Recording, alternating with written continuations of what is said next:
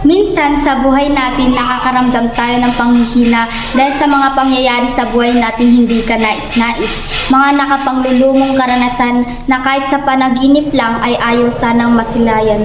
We are vulnerable, aminin man natin o hindi. May limitasyon ang ating kakayanan. Tayo'y makasalanan, madali lang tayong mawalan ng pag-asa at sumuko dahil likas na mahina ang tao. Pero dahil sa kagandaang loob ng Diyos, His strength covers our weakness. He forgives us even not worthy for it.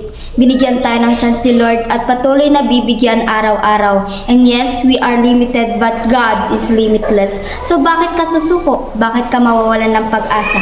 As long as naniniwala kang may Diyos kang tatakbuhan, don't give up. Sabi nga sa Philippians 4:13, I can do all things through Christ who strengthens me. So get up and don't let your problems bring you down. Leave it to God and He will lift you up.